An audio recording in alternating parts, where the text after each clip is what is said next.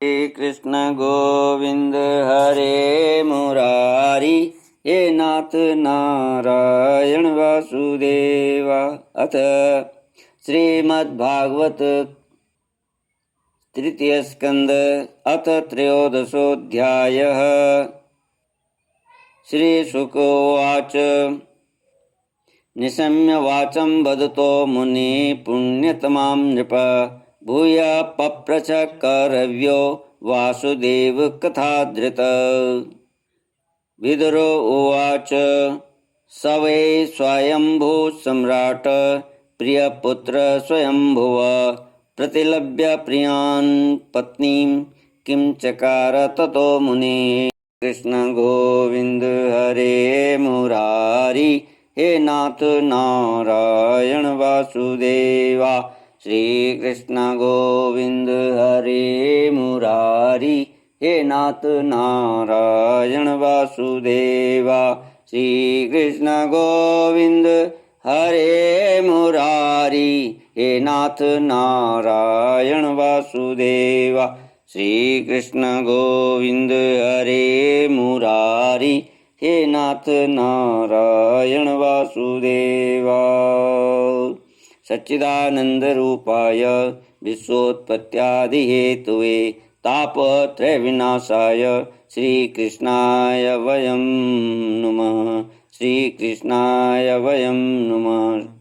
सच्चिदानंद स्वरूप परमात्मा जो इस सृष्टि का उत्पत्ति, पालन और संहार करता है, जो समस्त जीवों के आध्यात्मिक, आदि दैविक, आदि भौतिक अर्थात मानसिक, शारीरिक और भौतिक तापों का नाश करने वाले हैं, उन श्री कृष्ण भगवान को हम नमस्कार करते हैं।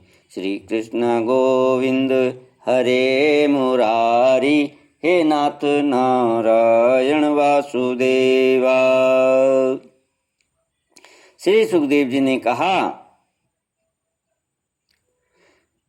वराह अवतार की कथा। श्री सुखदेव जी ने कहा, राजन, मुनिवर मैत्रेय जी के मुख से यह परम पुण्यमयी कथा सुनकर श्री विदुर जी ने फिर पूछा, क्योंकि भगवान की लीला कथा में इनका अत्यंत अनुराग हो गया था। विदुर जी ने कहा, मुनि, स्वयंभू ब्रह्मा जी के प्रिय पुत्र महाराज स्वयंभू मनु ने अपनी प्रिय पत्नी शतरूपा को पाकर फिर क्या किया? आप साधु शिरोमणि हैं, आप मुझे आदिराज राज ऋषि स्वयंभू मनु का पवित्र चरित्र सुनाइए। वे श्री विष्णु भगवान के शरणापन्न थे, इसलिए उनका चरित्र सुनने में मेरी बहुत श्रद्धा है। इनके हृदय में श्री मुकुंद के चरणारविंद विराजमान हैं। उन भक्त जनों के गुणों को श्रवण करना ही मनुष्यों के बहुत दिनों तक किए हुए शास्त्राभ्यास के श्रम का मुख्य फल है, ऐसा विद्वानों का श्रेष्ठ मत है। श्री कृष्ण गोविंद हरे मुरारी, हे नाथ नारायण वासुदेवा। हे नाथ नारायण वासुदेवा। श्री कृष्ण गोविंद हरे मुरारी। उवाच इति ब्रुवाणं विदुरं विनीतं, सहस्रशीर्षणश्चरणोपधानं, प्रहृष्टरोमा भगवत्कथायां, प्रणीयमानो मुनिरभ्यश्चष्ट।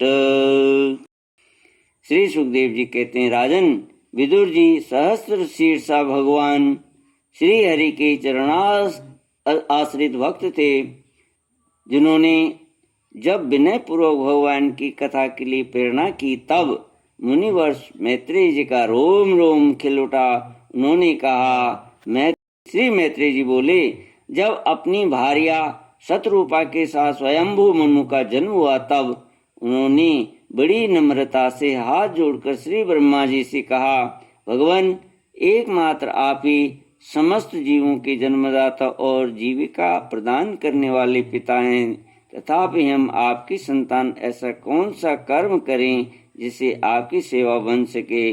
पूज्यपाद, हम आपको नमस्कार करते हैं। आप हमसे हो सकने वाले योग्य किसी ऐसे कार्य के लिए हमें आज्ञा दीजिए जिससे हम लोक में हमारी सर्वत्र कीर्ति हो और परलोक में सद्गति प्राप्त हो सके।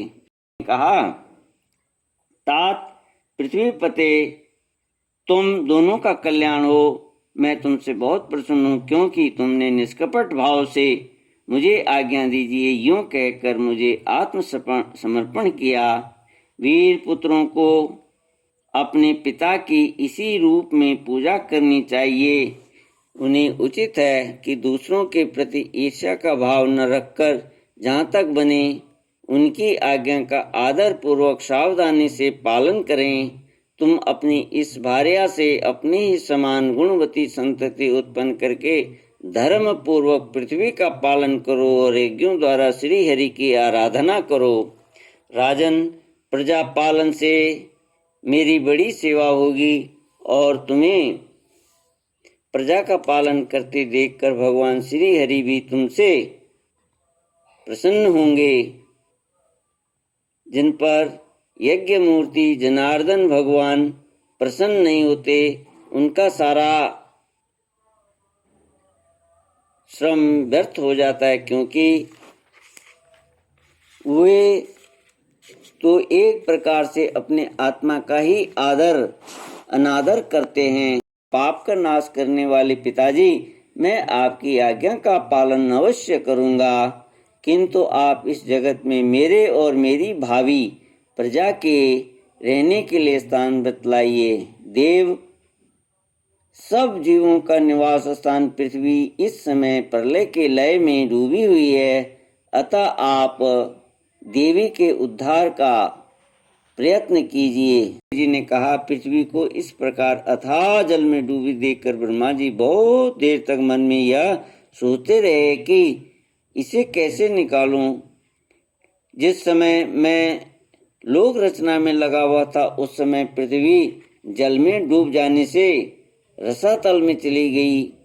हम लोग सृष्टि कार्य में नियुक्त हैं, अतः इसके लिए हमें क्या करना चाहिए। अब तो जिनके संकल्प मात्र से मेरा जन्म हुआ है वे सर्वशक्तिमान श्री हरि ही मेरा ये काम पूरा करें।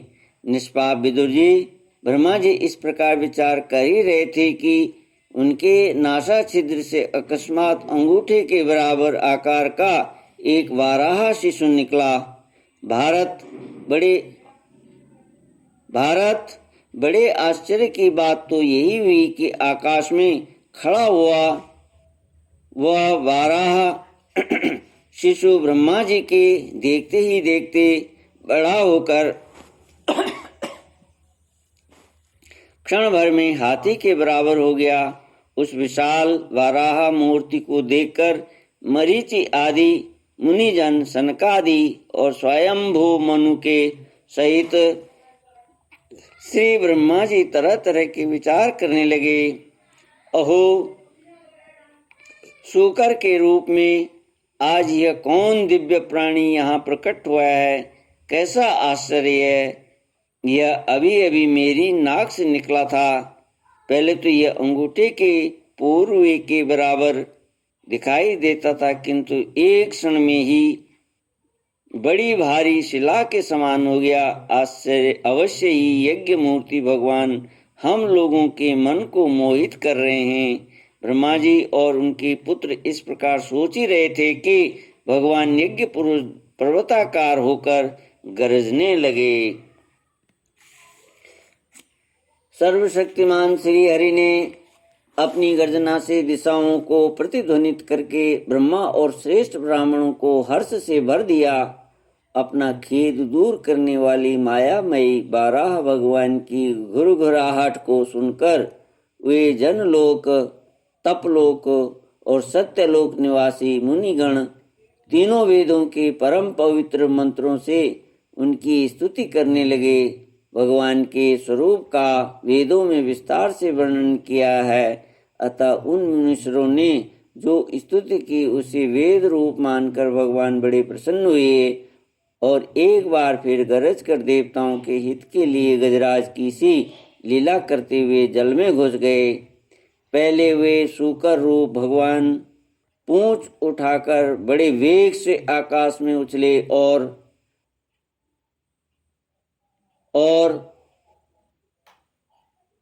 अपनी गर्दन के बालों को फटकार कर खुरों के आघात से बादलों को छितराने लगे।